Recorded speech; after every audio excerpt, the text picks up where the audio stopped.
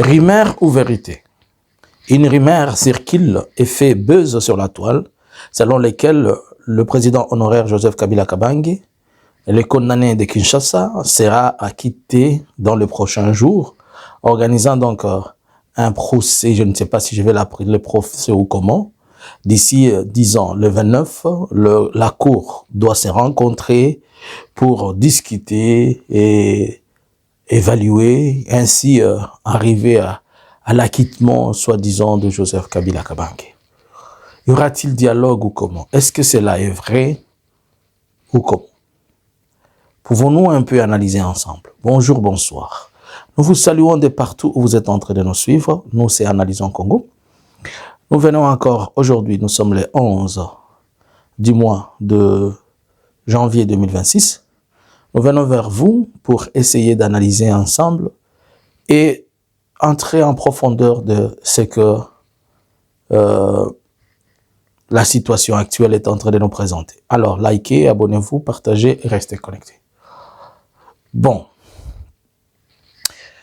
ça fait toute cette semaine que on a fait deux analyses autour de la question, mais un élément nouveau autour de la question de soi-disant initiative d'Angola. Mais il y a beaucoup d'informations qui sont en train de passer, et quand vous les passez en boucle, c'est des contradictions, c'est des vrais, des faux, mais le temps nous parlera. Par exemple, on dit que le président angolais aurait contacté l'AFC, aurait envoyé un émissaire, aurait contacté l'AFC. Bon, je ne dis pas si c'est vrai ou c'est faux, puisque j'ai essayé de tracer cette information. Je n'ai pas encore à ma possession ce que je peux dire si c'est vrai ou bien c'est faux. Mais je me permets de réfléchir avec vous. Prenons le premier fait. On dit que le président Joseph Kabila va être acquitté dans les jours qui sont devant nous. Et qu'est-ce qu'on présente comme information? Que la cour va s'asseoir et ils vont évaluer, ils vont je sais pas si évaluer comment, mais ils vont arriver à la conclusion que il y a un vice de procédure et cela fera que le président soit acquitté. Bon, mettons l'aspect judiciaire ici, mettons aussi l'aspect politique. Bon, si on va sur l'aspect judiciaire, est-ce que le président Kabila a fait un recours? Pour qu'on revienne sur le dossier. D'abord, ça c'est que moi je me demande. Est-ce que d'abord, il s'était présenté à ces procès? Est-ce qu'il avait envoyé des avocats? Est-ce qu'il a été notifié judiciairement? Je sais qu'on a publié quelque chose comme ça. À ma connaissance, à ma possession, depuis Papa Beta Biloro Nakara, Tilelo et Tirlabongo. Alors, vont-ils se réunir sur base d'une décision politique ou bien sur une base d'une décision judiciaire? Que les hommes de droit me répondent. 2. Sur de bases politiques ou disons diplomatiques, puisque c'est la diplomatie qui a affecté la politique, la décision politique. C'est-à-dire, la diplomatie de Félix en Angola, vrai ou faux, mais nous savons tous qu'on ne peut jamais parler de la paix en RDC si on n'inclut pas l'Abraham de la RDC. Je l'ai toujours dit et les gens me prennent très mal, ils ne comprennent pas. Dans la Bible, quand on parle, on commence, tout le monde qui prie, il dit le Dieu d'Abraham. Puisque Abraham est celui sur lequel est assis la conviction de la foi chrétienne. Bon, bien que le judaïsme et autres sont nés, mais tous ceux qui parlent de la croix de Jésus, ils sont fondés sur Abraham. Et l'Abraham de la RDC, moi je l'appelle Joseph Kabila, pourquoi? Puisque c'est lui, le pays dans lequel nous sommes. Il n'a pas créé les pays, mais les institutions qui sont là, donc le bénédiction sur lesquelles les gens sont assis aujourd'hui. Si nous pouvons appeler Félix président, Félix doit appeler Kabila père. Puisque c'est Kabila qui lui a donné naissance. Et Kabila lui donna naissance, lui il est le père de la nation face à nous, et Kabila est grand-père. S'il est le père de Félix, donc Kabila est notre grand-père. Alors, vous ne pouvez pas parler de la paix dans une famille et que le grand-père de la famille n'est pas là, puisque c'est lui qui connaît les socles, le fondement et toutes les bénédictions qui regorgent l'alliance que vous avez là. Puisqu'il vous dira, c'est moi qui avais cédé Isaac, et quand je suis arrivé là-bas, je vis... C'est lui qui va vous expliquer Dieu c'est qui. Vous ne le connaissez pas. Lisez la Bible, Exode chapitre 3. Dieu apparaît à Moïse, et quand il commence à lui parler, il dit, je suis le Dieu de votre père, Abraham, Isaac et Jacob.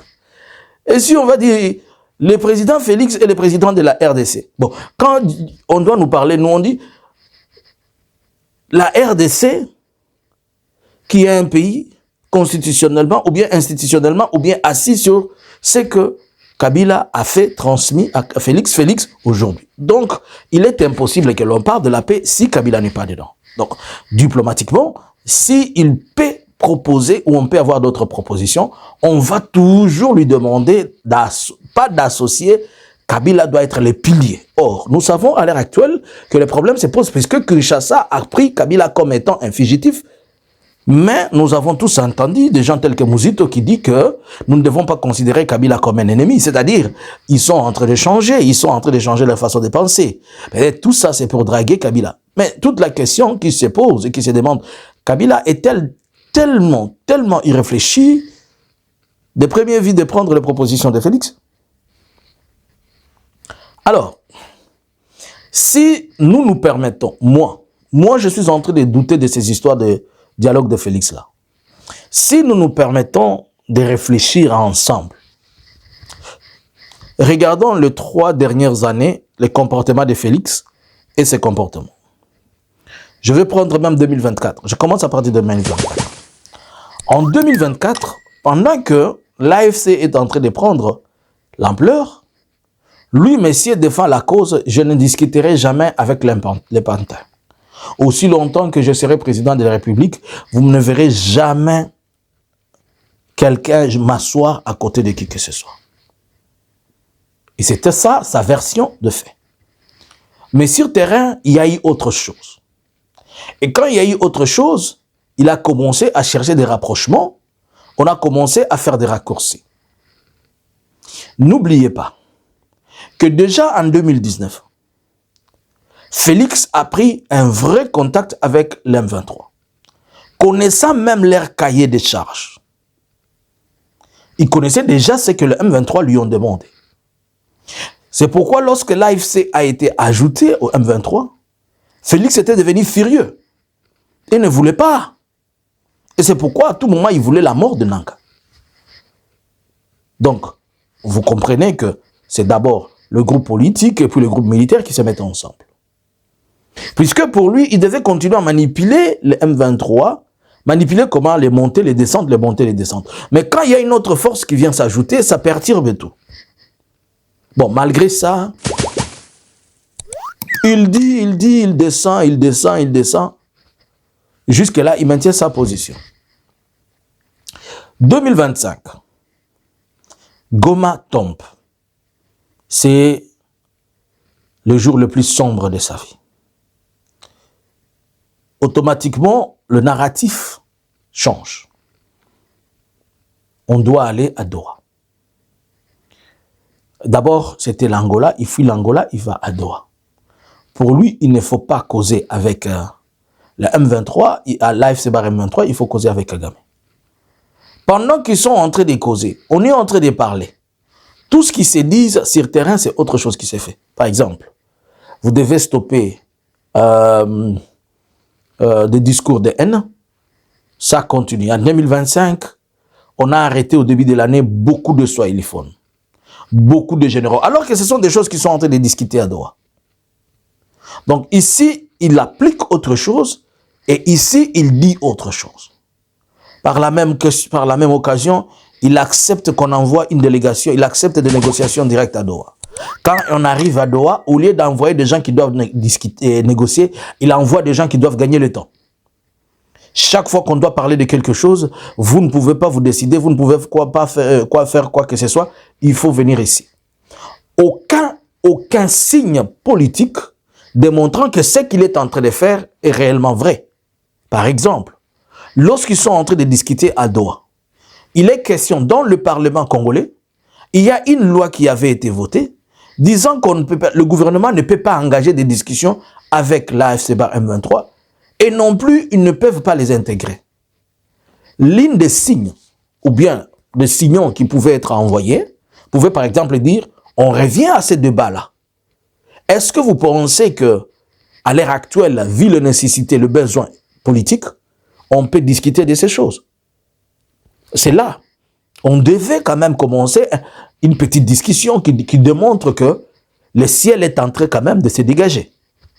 Bon, on est ici à Doha, l'AFC Barème 23 dit il faut libérer les prisonniers. L'AFC Barème 23 sort tous les FRDC qui étaient là-bas, il libère tout le monde, il libère tout le monde.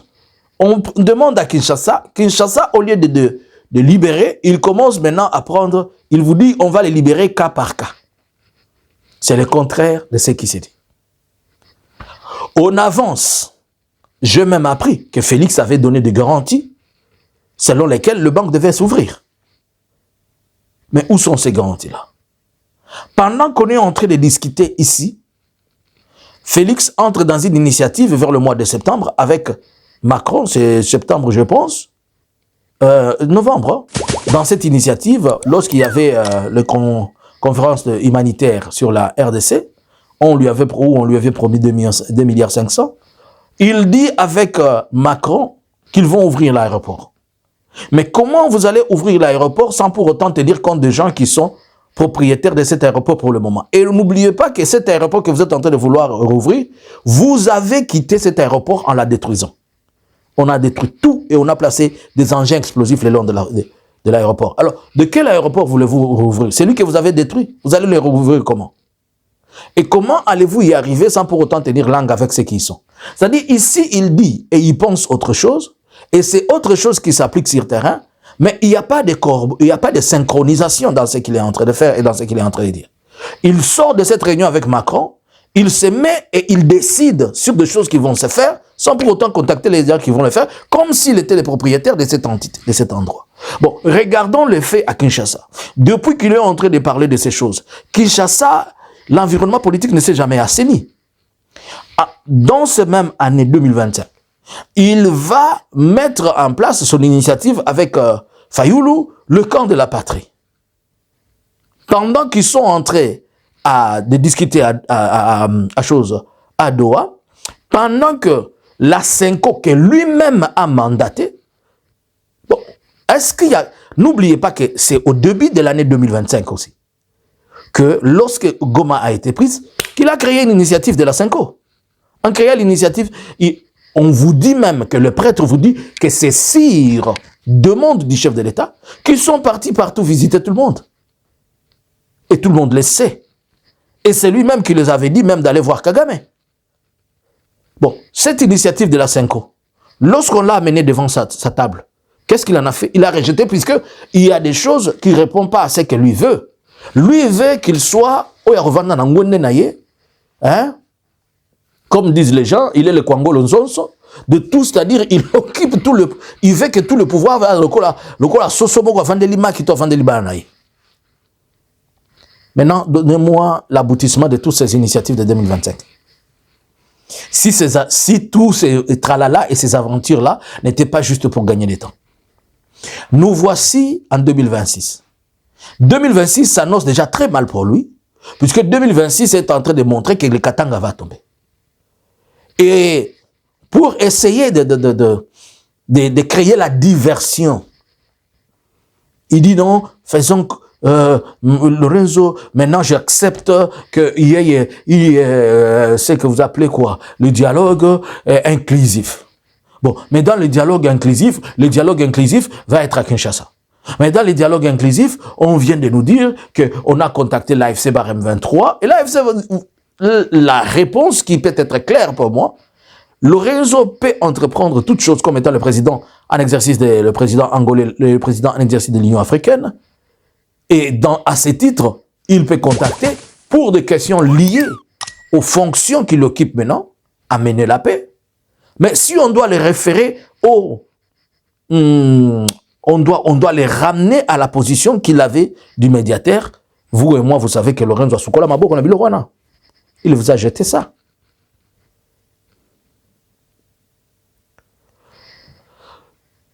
Et disons on ne peut pas quand même s'interdire de parler des initiatives politiques et diplomatiques. Et on ne peut pas s'interdire que nous avons appris de plusieurs sources et d'autres médias et d'autres confrères que certaines délégations de l'ancien président ont eu le temps de contacter le président. Ils étaient invités par Lorenzo. Lorenzo leur a invité le président, l'ancien président de la République, Joseph Kabila Kabange, et ce dernier a envoyé sa délégation. C'est dans les cadres de contacts diplomatiques, c'est tout à fait normal que des choses comme ça se fassent. Mais est-ce que vous pensez que ça va aboutir à quelque chose? Moi, je crois que Félix, pas seulement qu'il veut gagner du temps, mais dites-moi un peu, selon vous, y a-t-il de vraies garanties que quelqu'un peut s'asseoir avec Félix et sortir et parler de quelque chose? 2. Qu'est-ce que Félix cherche dans ce dialogue-là? Si ce n'est faire asseoir les gens et qu'il continue à régner en président et que vous lui donnez une certaine crédibilité dans ce qu'il est en train de faire, dans le pouvoir qu'il a. 3. Quels sont les signaux forts qui sont déjà envoyés, que tout le monde peut voir et dire, oh, quand même ici, hein, lorsqu'on reçoit Jésus-Christ comme Seigneur et Sauveur, excusez-moi, moi, mes convictions spirituelles m'amènent chaque fois peut-être à analyser, à faire comprendre des choses. Quand on parle du salut, être sauvé, c'est le changement de comportement, le changement de mentalité, le changement, en un mot, toute chose ancienne est devenue nouveau. Avez-vous remarqué un changement d'affaires qui puisse dire que quelqu'un peut dire, ok, pour 2026, au moins il a changé. Regardez, c'est aller-retour de contradiction.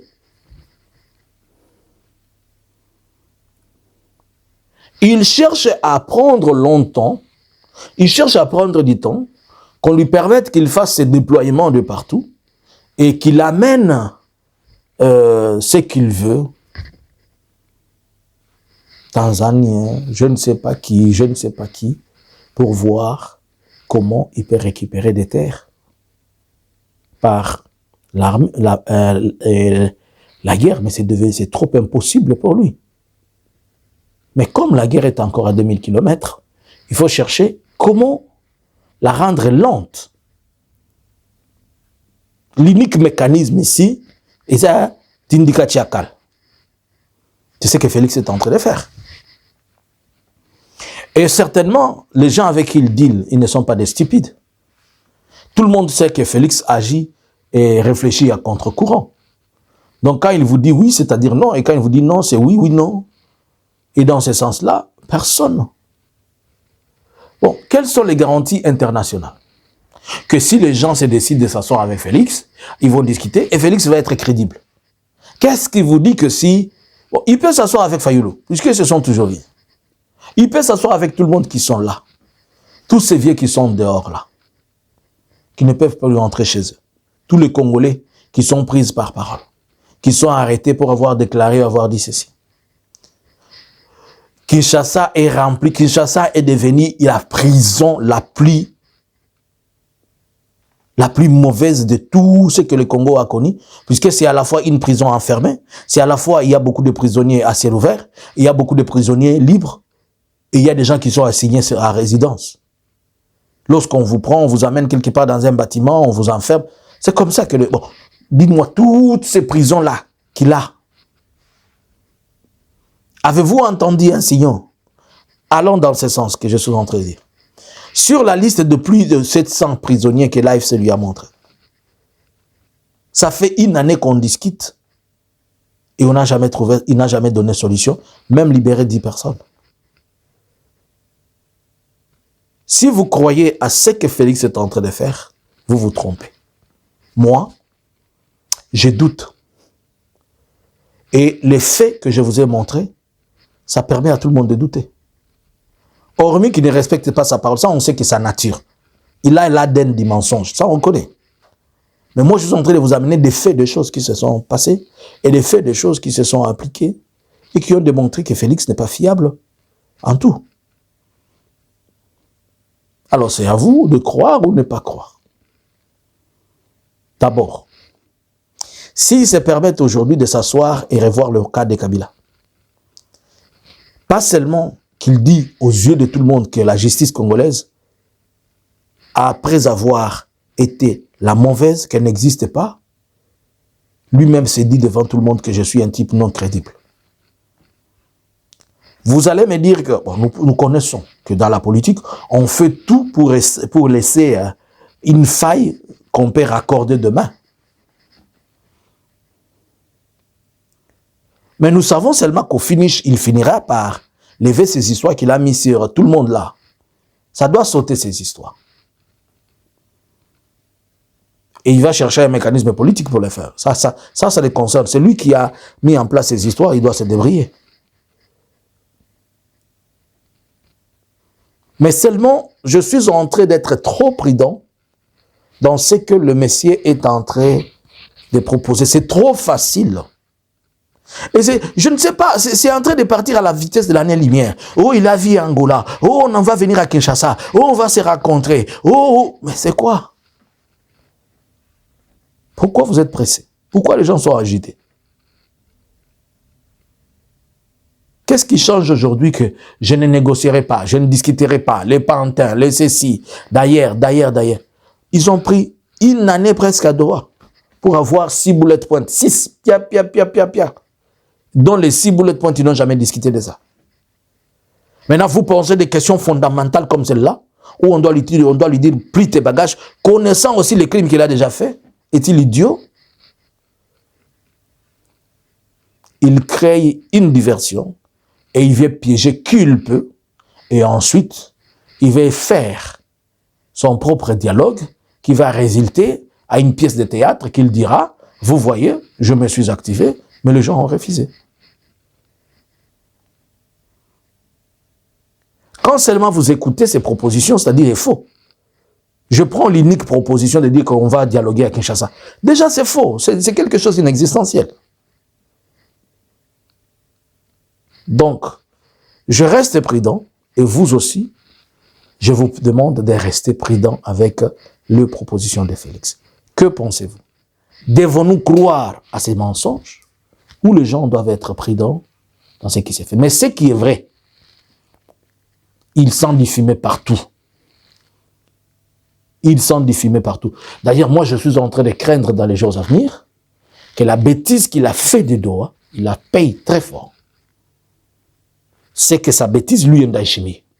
Le ministre des Affaires étrangères du Burundi dit que le Qatar doit se positionner, doit bien donner sa position. Quelques jours après, le même ministre, le lendemain, il retire ce tweet-là qu'il avait écrit. Et son président, Ndayishimiye, qui dit non, le Qatar, c'est un gentil garçon, blablabla.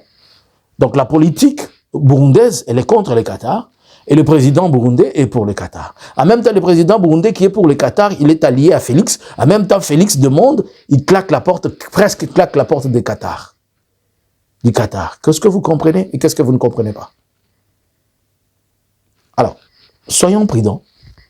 Et ce que je vous dis, pour moi, je pense que dans les jours à venir, Félix va payer trop cher ce qu'il a fait du Qatar. Il va le payer cash. Ça, soyez-en sûrs, il va le payer trop cash. Trop cash. Dans tous les sens. Que pensez-vous de son soi-disant dialogue? À vous le clavier. Si vous me donnez 3 cas de like, vous serez le plus gentil. Bonjour, bonsoir. Analysins Congo subscribers.